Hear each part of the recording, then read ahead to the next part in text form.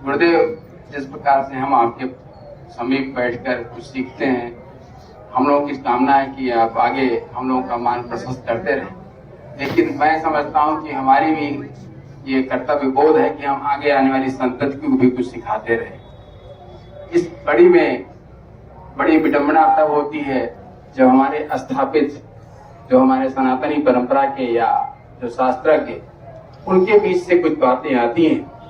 जिस प्रकार से कहा जाता है विद्या दाति विनयम, या हमारे जो भी सनातन धर्म के जो भी अवयव हैं, उस सबके जो भी नजदीक आता है तो उसमें व्यामोह, निंदा और तमाम चीजें दूर होती जाती हैं। लेकिन हमारे इस समय जो हमारे भारतीय पटल पर या वैश्विक धरातल पर भी ढेर सारे ऐसे स्थापित, जिनके बारे में, विद्वता के बारे में बेजोड़ बातें भी कही जाती हैं, उनके द्वारा भी इस प्रकार के कथन होते हैं। तो आगे आने वाली संतति जो कि ये मान के चल रही है कि विज्ञान आओ करके देखें, वो तुरंत उत्तर देती है, कहती देखिए ऐसी बात है, लेकिन देखिए ये महापुरुष भी इतना दम्भ भरा हुआ है, इतना इनकी में ईर्ष्या बढ़ी हुई है। अभी एक जो है नाम लेना अनुचित होगा, एक बहुत ही विद्वान व्यक्ति के द्वारा ये कहा गया है कि कोई भी शंकराचार्य हमारे सम्मुख 5 मिनट संस्कृत वाचन नहीं कर सकता। वो व्यक्ति जो है, जो ये बात कहा, तो एक बालक जो है इस बात पर कहा कि इतने महान पुरुष होकर भी इस प्रकार का दम्भ है, तो हम कैसे उदाहरण दें, आने वाली संतति को हम कैसे सिखाएं कि न जो बैठे। मोदी योगी की दास्ता ही उनके ज्ञान पर पानी फेरने पड़ेगा। और तो बहुत ऊंची बात, ऐसे व्यक्तियों, मोदी योगी की दास्ता ही अशोक सिंघल ने ऐसे व्यक्ति को उठाया था, समझ गए ना? किसके द्वारा उठाए गए वो भी मुझे मालूम। अशोक सिंघल को कोई यंत्र चाहिए था, अशोक सिंघल के खड़े किए हुए मोदी योगी के सामने तो उनकी दास्ता रहती ही है। अभी जो अयोध्या में हुआ, ऐसे व्यक्तियों में किसी को बोलने भी दिया गया क्या? और कितने फीट, 40 फीट नीचे इन लोगों को बैठाया गया। उस समय कहाँ ज्ञान विज्ञान चला गया, छत्र कहाँ गया, चमर कहाँ गया। एक विचित्र बात है, सदगृहस्थ होते हैं वल्लभाचार्य। हमारे एक जगह कहीं की बात है, हम तो सोने चांदी के आसन पर नहीं बैठते, बड़ौदा की बात है, अपने स्वयं चांदी के आसन पर बैठे, अपने बेटे को, पोते को, एक साथ 3 आचार्य हो गए, हम जैसे बैठे वैसे। लेकिन वही महान भाव जब अयोध्या में गए, कहाँ बैठे थे, समझ गए ना? तो पोल पट्टी तो मोदी जी के सामने खुल जाती है लोगों की। ब्रह्मा जी तो बहुत ऊंचे होते हैं, शंकराचार्य बहुत ऊंचे होते हैं। किसी का नाम भी लिया गया क्या? बोला, बोलने की तो बात छोड़ दीजिए, आगे तस्वीर बड़ा होता है। एक गुरुजी, मतलब मे भी बड़ा ये अजीब से ये लगे, बट मुझे इसका डाउट होता है कि कहते हैं कि इंसान, मनुष्य जो है वो सर्वोच्च, मतलब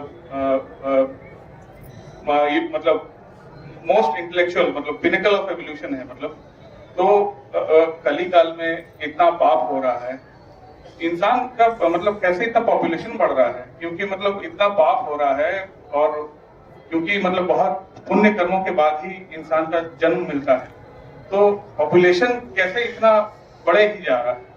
घटा दीजिए, शिव जी बन जाइए। अभी जो पाप करते हैं उसका फल आगे मिलेगा। जिन्होंने पुण्य किया उसके फलस्वरूप उनको मनुष्य शरीर की प्राप्ति हुई। मनुष्य शरीर कर्मायतन, भोगायतन, ज्ञानायतन है, इसका जो दुरुपयोग करते हैं। देखिए, अभी उर्वर भूमि में ऋतुकाल में जो बीज बोया गया तत्काल फल थोड़ा देगा क्या? पानी पीते हैं तत्काल फल मिल जाता है, भोजन करते हैं तत्काल फल मिलता है। लेकिन उर्वर भूमि में ऋतुकाल में भी जो बीज बोलते हैं तत्काल थोड़े अंकुरित हो जाए या फल फूल को दे दे। इसलिए इस समय जो मनुष्य जीवन का दुरुपयोग कर रहे हैं, कालांतर में उनका फल, दुरुपयोग का फल, पाप का फल मिलेगा। पुण्य के फलस्वरूप मानव जीवन प्राप्त हुआ। मानव जीवन का उपयोग और विनियोग सबके हित में, अपने हित में करना चाहिए। सनातन धर्म की विधा से जीवन यापन करने पर अपना हित होता है, सबके हित का मार्ग प्रशस्त होता है। यही सनातन धर्म की विशेषता है। आगे जब हिंदू राष्ट्र बनेगा तो उसमें क्या सिर्फ हिंदू होंगे, दूसरे धर्म वाले नहीं होंगे? कहाँ जाएंगे? आप कौन है? हिंदू है? बैठ। सबके पूर्वज सनातनी वैदिक और हिंदू थे या नहीं? क्या मोहम्मद साहब के पूर्वज कौन थे? ईसा मसीह के पूर्वज कौन थे? बृहदारण्यक उपनिषद का अनुशीलन कीजिए। श्रीमन नारायण के नाभि कमल से सर्वजीव घनात्मक, सर्वदेव घनात्मक, हिरण्यगर्भ संज्ञक ब्रह्मा जी की उत्पत्ति हुई। ब्रह्मा जी ने योग बल से स्वयं को मनुष्य शत्रुपा के रूप में व्यक्त किया। शत्रुपा ने योग बल से स्वयं को 84 लक्ष योनियों में संभावित स्त्रियों के रूप में व्यक्त किया। मनु जी ने योग बल से स्वयं को 84 लक्ष योनियों में संभावित पुरुषों के रूप में व्यक्त किया। श्रीमद् भागवत आदि महापुराणों का अनुशीलन करने पर यह तथ्य डंके की चोट से उद्भासित होता है कि कश्यप, मरीचि इत्यादि की धर्मपत्नियों के गर्भ से तरुलता, गुल्म इत्यादि स्थावर प्राणियों की भी उत्पत्ति हुई। स्वप्नावस्था में इंद्रियां सो जाती हैं, मन अर्धनिद्रित हो जाता है। आत्म चैतन्य से अधिष्ठित अर्धनिद्रित मन क्या करता है? पृथ्वी, पानी, प्रकाश, पवन, आकाश की रचना करने में समर्थ होता है। स्थावर जंगम प्राणियों के रूप में स्वयं को उद्भासित करने में समर्थ होता है। तेजस और हिरण्यगर्भ की एक रूपता है। जब स्वप्नावस्था में हम आप भी पृथ्वी, पानी, प्रकाश, पवन, आकाश, स्थावर जंगम प्राणियों की रचना में समर्थ हो जाते हैं। स्वप्नावस्था की सिद्धि को धारणा की प्रगल्भता से जागृत में उतारने में समर्थ हो सकते हैं। इदम ज्ञान उपासित्यम हम साधन आगता। आगे एक कहाँ का था वो गणितज्ञ, कहाँ के थे? दक्षिण कोरिया, उत्तर कोरिया के गणितज्ञ हमारे पास आए। उन्होंने कई होटल में ठहरे पुरी में।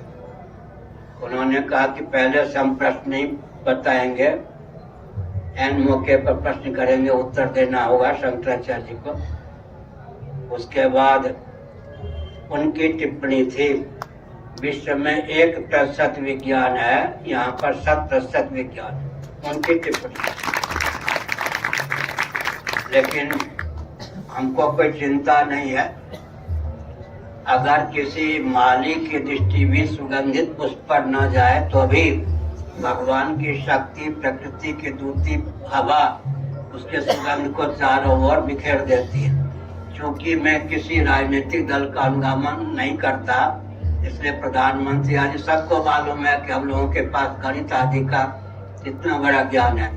लेकिन हम इसलिए उपेक्षित होते हैं क्योंकि हम उनके अनुगामी नहीं होते। अब वो जुगनों का अनुगामी सूर्य बने, कैसे बनेगा? वो भी नहीं सकते। आगे